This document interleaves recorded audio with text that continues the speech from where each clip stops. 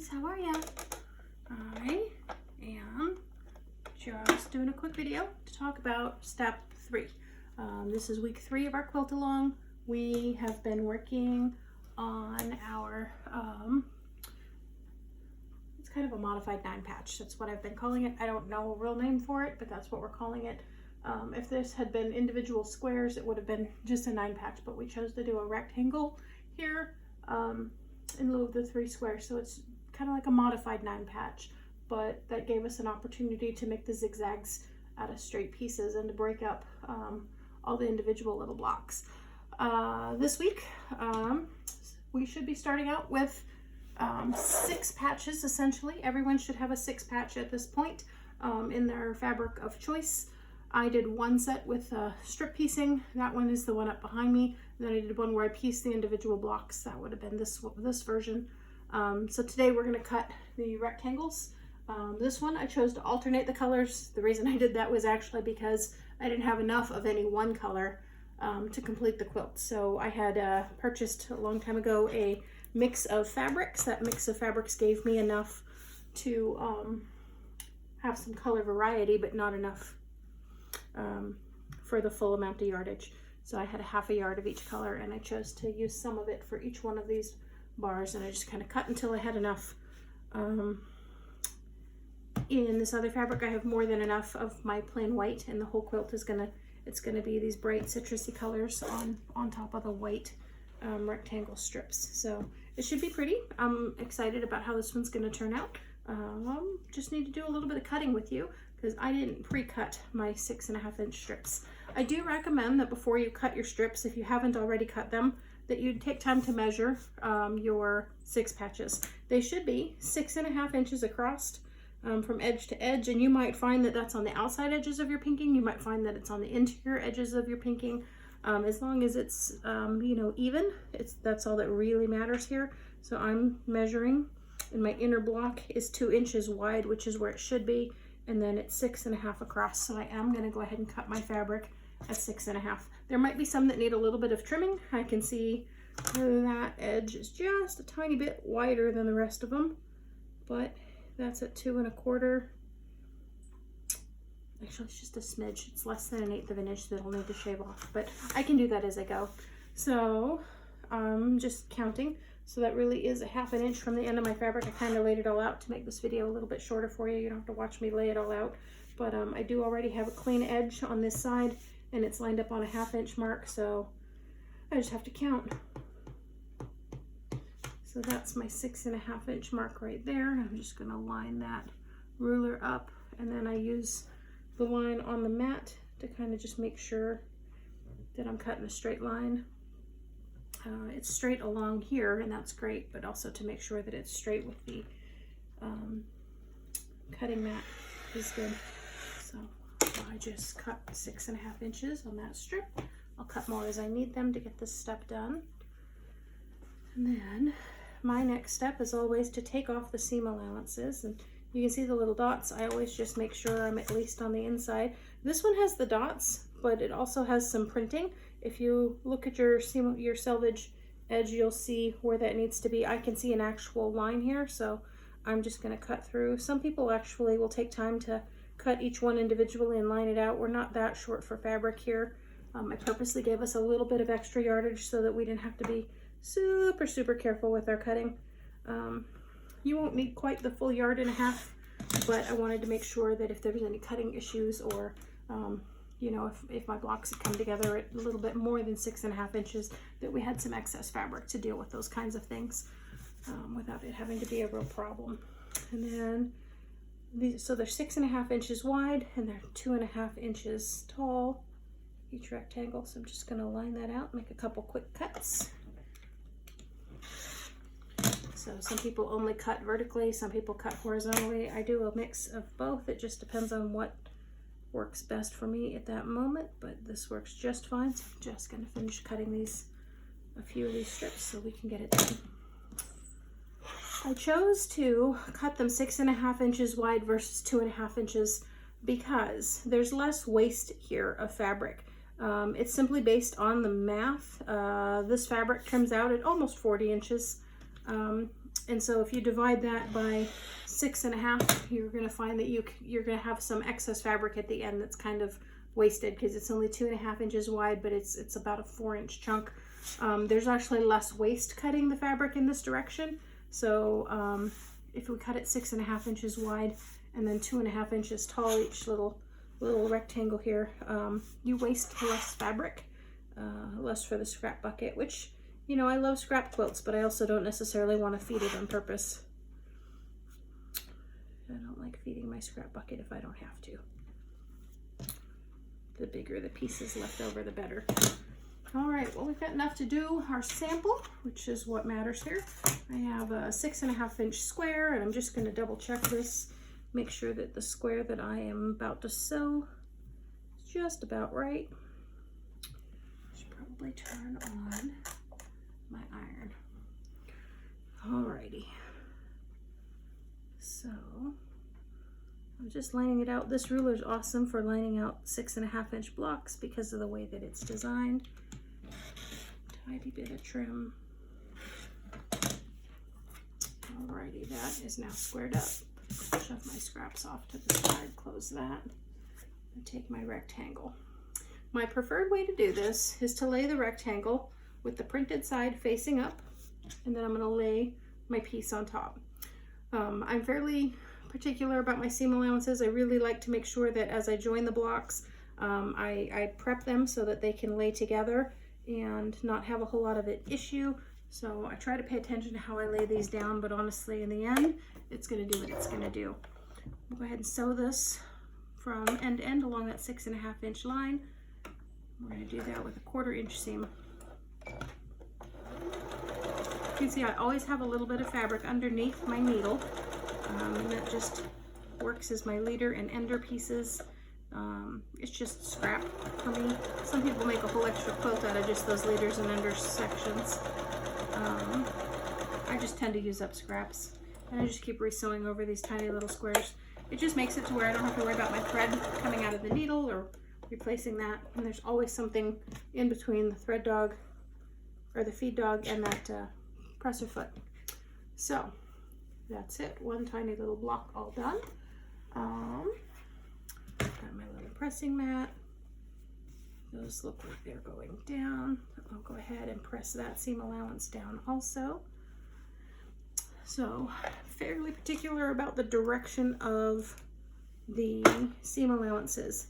As we do the next couple blocks, I try to make sure that I press the blocks in the right direction so that they are properly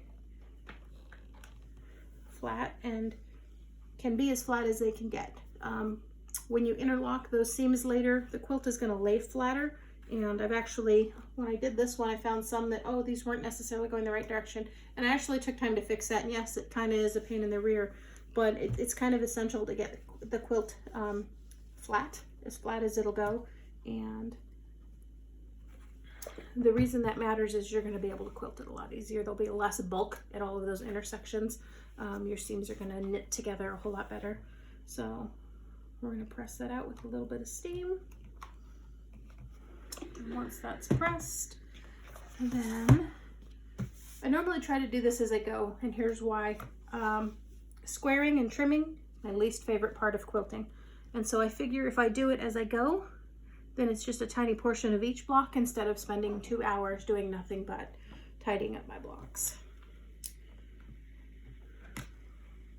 So I have little tiny grippers underneath this block, little adhesive dots that I added. Those tend to make this, and so just trimming off the tiny little bits that sometimes happen. So that block is now 6.5 inches square. So I'm going to line that out up here. I'm going to do a few more of these and see what we can do. So we'll get this one squared up. That looks good. Again, I just try to trim as I go.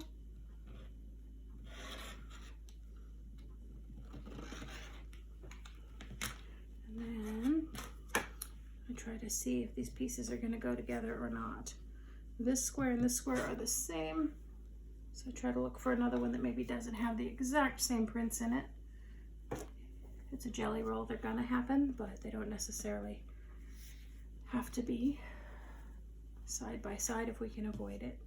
So this one's the same, that one's the same. The joys of jelly rolls, they all have something similar, right? There we go. That one looks a little bit better. This next one is actually going to go this direction, and there's going to be a spot in between. There's going to be a rectangle right here. So I know that, so I don't have to worry about which direction these seam allowances are going to go. So I'm going to line that up, I'm going to sew those together. Some people take time to pin these down. I don't typically take time to pin if I'm sewing on a smooth edge. If I had intersections, if when I sewed these intersections, I do oftentimes take time to pin. I used to do it more often when I was a new quilter.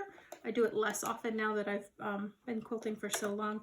I've been doing this for 21 years.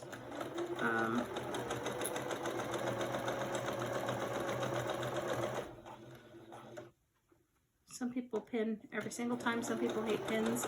I think they're really helpful at intersections to be able to pin those really good and make sure that they're not going to shift on you. But not everybody has that time or inclination. Next one's done. Again, I'll take a minute and just press that out. I always try when I'm able to press towards that darker color if I can, and that'll just save some of that dark showing through the white. It matters more on white quilts than anything else. Sometimes it works, sometimes it doesn't.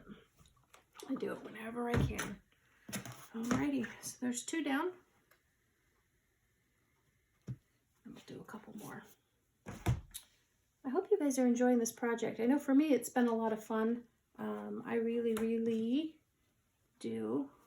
This one's going to go like this or like this, and so I'm just trying to flip through these and find one that doesn't have the exact same.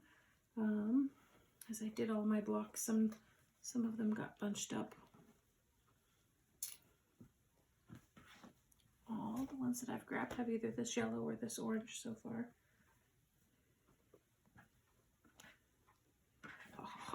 That one's got a green.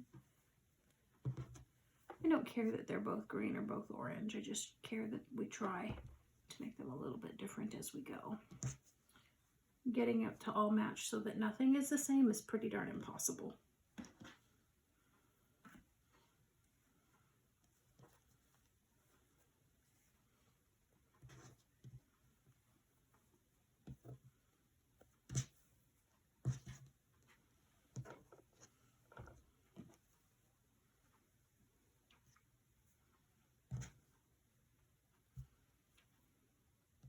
That ought to work. So I'll run this one here. Just square that up real fast because I can see this one's just a teensy bit crooked.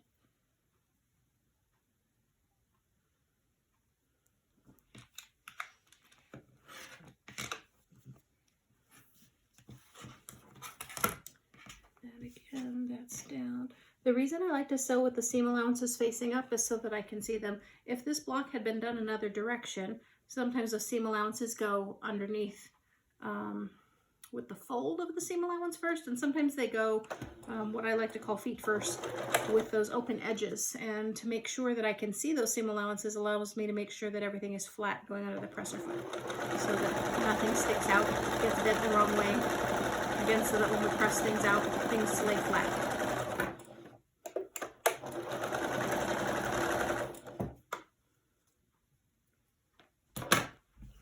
Alrighty.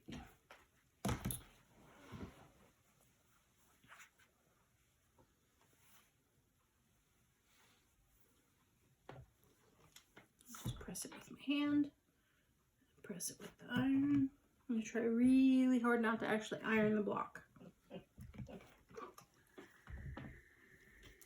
husband's watching TV on his iPad behind me.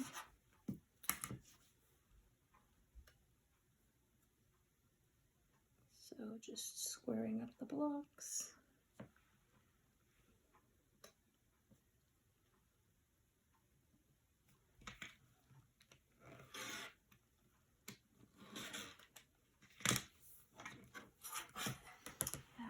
done.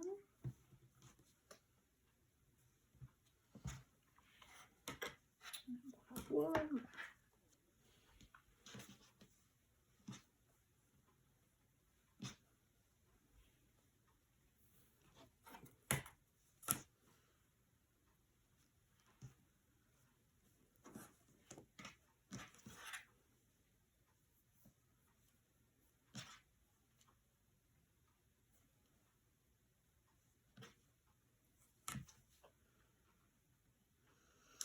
All right.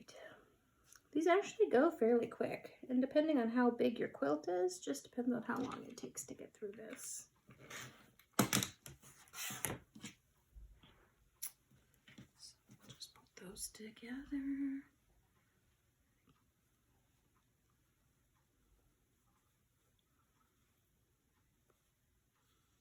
I don't have rulers in every single size, but the ones that are common for blocks, 6.5 is fairly common. I try to make sure I have a 6.5 inch block because it makes squaring so much easier when you can just throw that ruler down and the block is either a tiny bit too big, so that you can just trim it right up.